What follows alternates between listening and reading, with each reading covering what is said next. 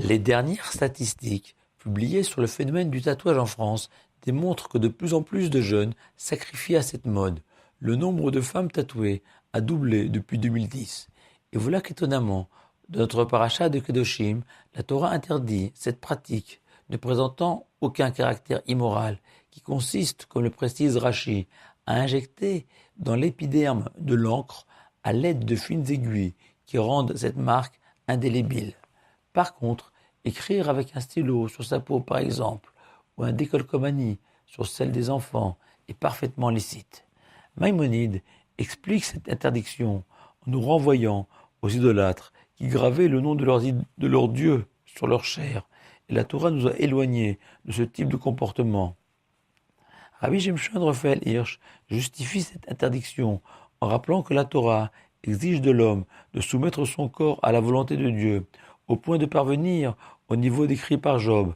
À travers ma chair, je perçois l'Éternel, et que la seule parure pour notre corps sont les mitzvot, alors que les tatouages modernes répondent à un besoin esthétique de construction de soi, de distinction individuelle, une forme de je me tatoue, donc je suis.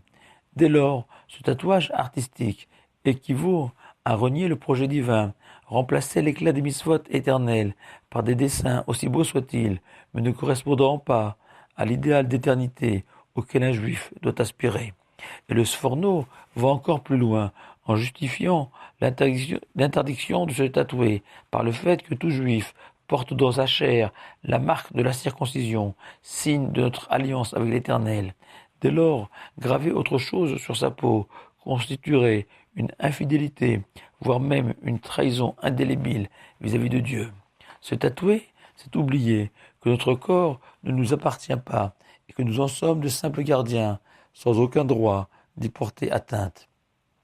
De plus, contrairement à l'interdiction de se faire une entaille pour un mort, où la Torah précise que dans votre chair, vous ne pratiquerez pas d'entaille, concernant le tatouage, la Torah écrit « Vous ne ferez pas de tatouage sur vous », sans parler de chair.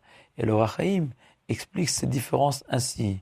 Une entaille ne laisse de traces que sur la chair de l'homme, car la peine et la tristesse peuvent excuser cette mutilation du corps, tandis que le tatouage avilit l'homme lui-même, car il est le fruit d'une volonté délibérée.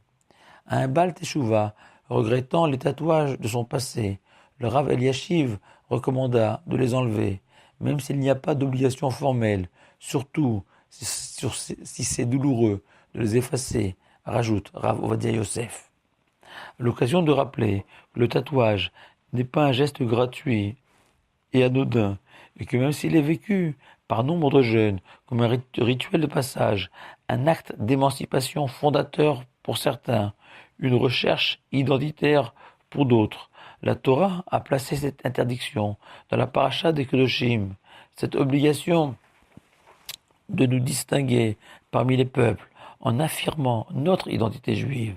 Se souvenir enfin, en paraphrasant un grand écrivain français, que la beauté de l'âme est le plus radieux diadème qui puisse couronner un front. Shabbat shalom à vous tous.